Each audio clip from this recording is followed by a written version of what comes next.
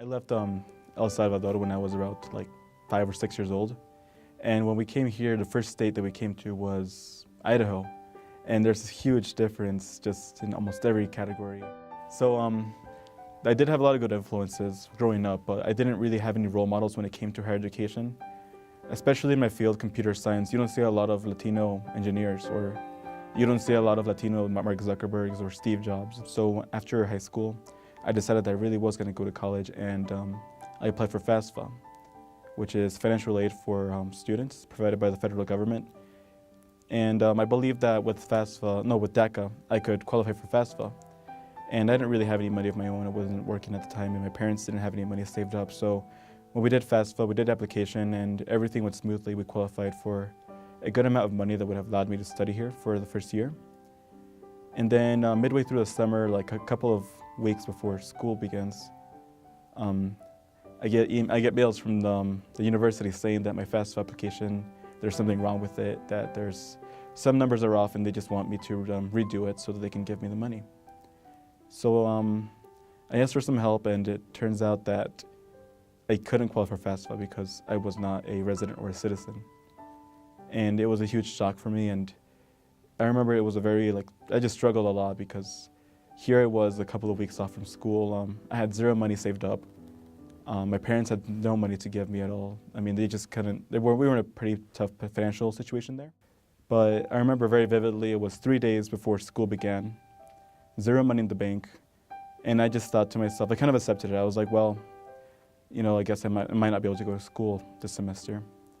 And 3 days before school begins, I get a call from Trevor Brun, who's the director of Beacon, telling me that I received the Lyndon Skip Scholarship.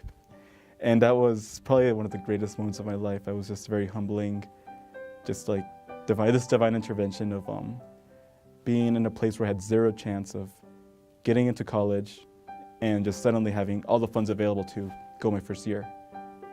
And I think that was the hardest part for me, just like being able to get here.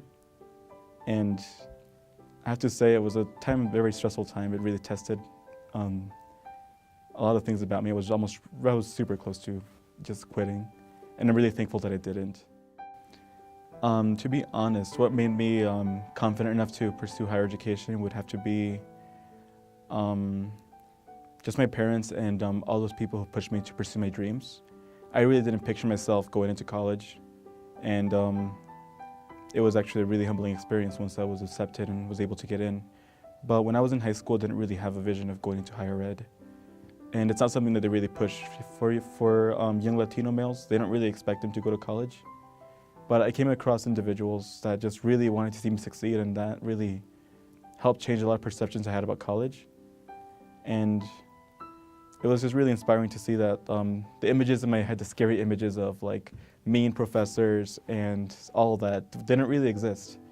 Because most professors that I come across with actually wanted me to succeed in everything. So I guess like a lot of the things that it came down to was just like, I had a lot of misperceptions about college, and I also didn't really have like any role models when it came to higher education, which made it difficult for me to see myself in the institution.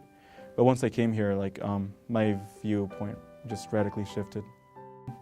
But my trust to undocumented students who are currently planning to go to higher education would be just to not give up on your hopes, and to just like go for it, pursue higher education, and just hope for the best, I guess. I mean, that's not very encouraging, but I mean, really just like go for it.